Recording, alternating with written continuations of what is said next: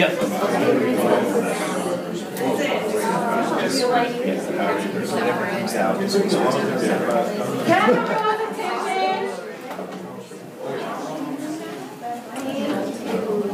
Okay, I'm part of the Education Committee, and so today we have the honor and privilege of having Mr. Andre Cohen here with us. He is a national speaker, but he represents Anoka County, and speaking on diversity. I've been able to see his presentations during some of the MSSA conferences. I don't know if any of you those have gone, have maybe sat on some of his workshops, and he's an excellent dynamic speaker, and I can say this, but he's a man of God, and so it's a really honor for him to be here speaking with us at the Salvation Army, and I'll let him take over from here. If you could give him a hand. So I have to apologize for technology. I have a love-hate relationship. I love it, but it seems to hate me. So thank you so much for bearing with us. And in today's training, first of all, let me make sure I have the time. We'll be done. We need to be done at what time? 11:45. 11:45? Okay. Or noon? Okay. Hey.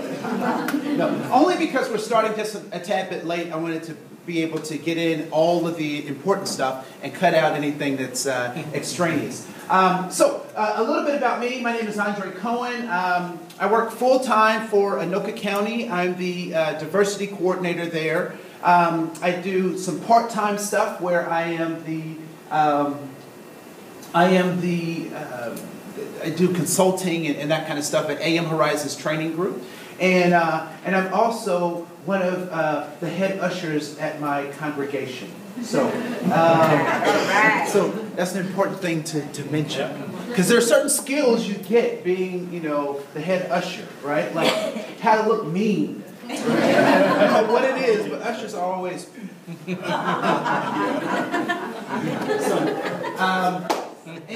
And also, by the time we're done with this presentation, you'll probably know more about me than you ever care to know.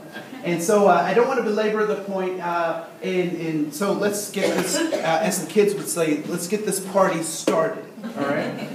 And so what I'd like to do is start off with a short video, because I think it has a lot to do, and it speaks to our charge as helpers, as professionals, as individuals who are engaging people and making their lives better. So, are you able to see with this whiteboard? Okay, cool. So, so we'll start the presentation. Now, we'll start it. Okay, there we go.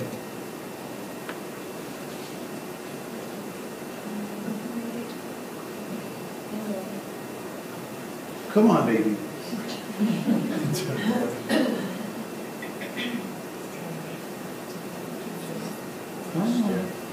All right. Is this the hate part of the relationship? Yeah, this is the hate part of the relationship. All right, thanks. That's right. Oh, no, this is the love part. And I'll turn it up. Nope. Thank you very much. That was good.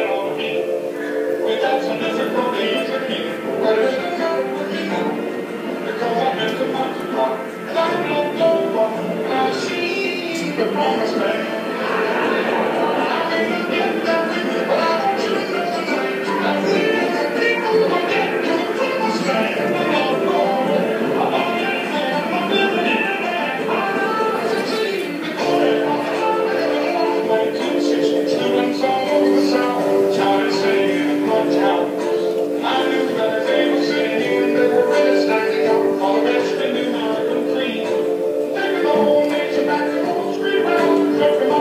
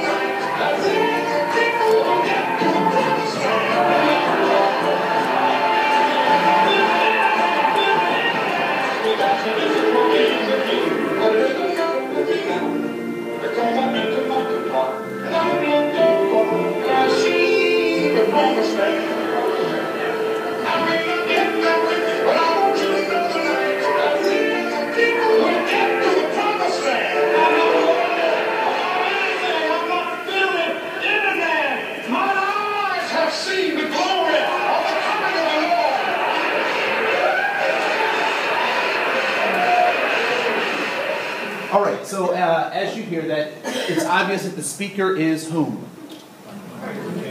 Reverend Dr. Martin Luther King, right? And so as we were listening to that, were there some things or some themes that came up for folks as you were listening to that? What kinds of things came up for you? What kinds of thoughts did you have? What were some of the things that he was talking about? I'm just reminded that it wasn't that long ago. So you're reminded that what wasn't that long ago? What that civil rights movement wasn't that long ago. Like one of the things that came across my head was when I just looking at the date, like 1962, 1963, and thinking, that was just my first thought. Okay, so it wasn't that long ago that that particular civil rights movement took place. Other people, yes, ma'am. I kept hearing the line when he would say, I may not get there with you, but we'll get there. And he didn't get to see, at least, a lot of change. But that's just it's still a dream that even if you don't see it, something good will happen. Okay, so this is very interesting to me because every time I hear this, I get chills that run down my spine. And because what speech is this excerpt from? So this isn't a total speech, and it's it's the T-Pain version of Dr. Martin Luther King. And I figure if T-Pain can use that computer voice for evil, I can use it for good. All right? And some of you know what I'm talking about, and those of you who don't, ask somebody who does. All right? So in this particular speech that is given, the thing that sends chills down my spine is because it is a particular speech. And what speech do you think this comes from? You know what? And it's really interesting. So people who is an advocate for diversity, please raise your hand. You think diversity is important, raise your hand. All right? Raise your hand if you think you're an advocate for justice and you think justice is important. Please raise your hand. All right. So there are people who would not raise their hands for those things, and they are tired of diversity conversations, and they're tired of talking about this social justice stuff. And then there are those of us who are also who are proponents for it. We stand for it. We fight for it, but we don't know. Martin Luther King had more than one speech. Right? Yes.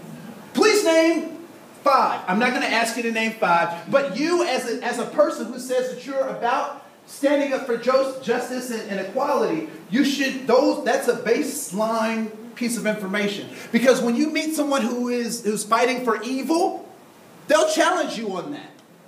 And you need the kind of ammunition to be able to fire back at that evil and sadistic methodologies that people try to use. And so you need to shore yourself up with. And so this was not from the I Have a Dream speech. This actually was from the what speech?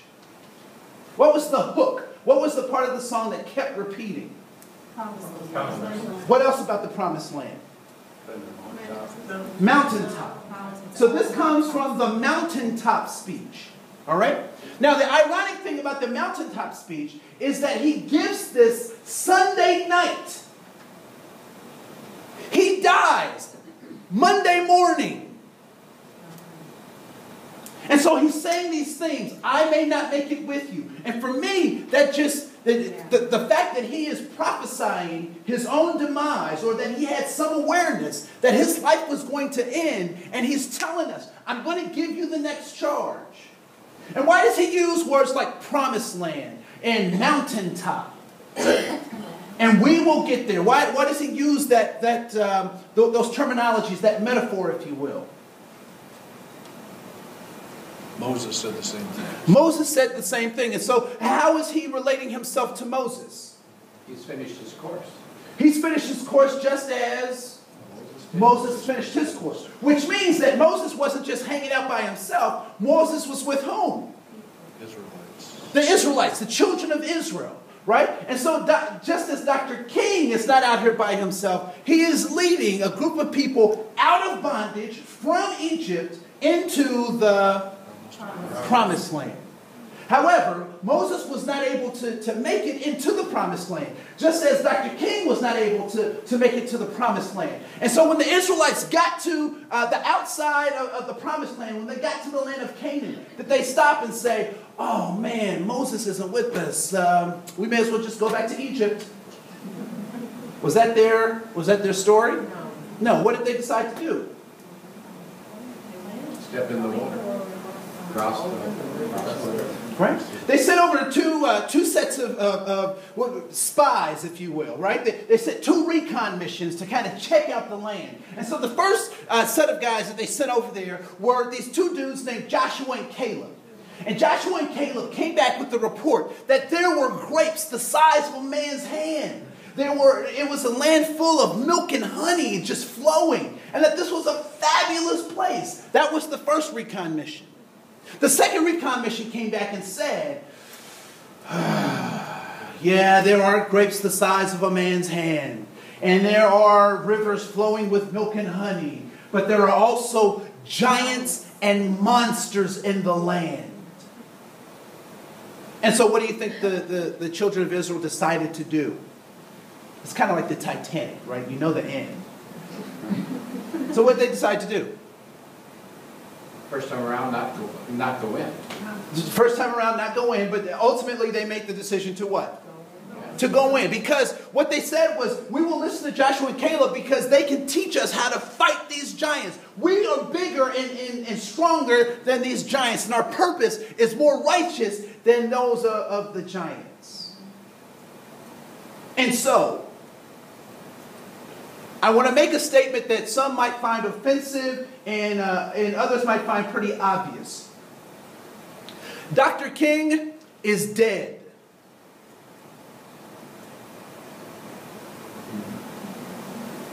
When Joshua and Caleb take the Israelites into the promised land, what do you think were some of the complaints that the children of Israel had? It's not the way we used to do it. It's not the way we used to do it. Moses wouldn't have done it like this. Moses would have just held up his rod. Moses would have, threw a tree in some water and then we have something to drink, right? Moses, Moses, Moses. So what do you think Joshua and Caleb's first leadership challenge was? To remind the people that what? Moses is dead.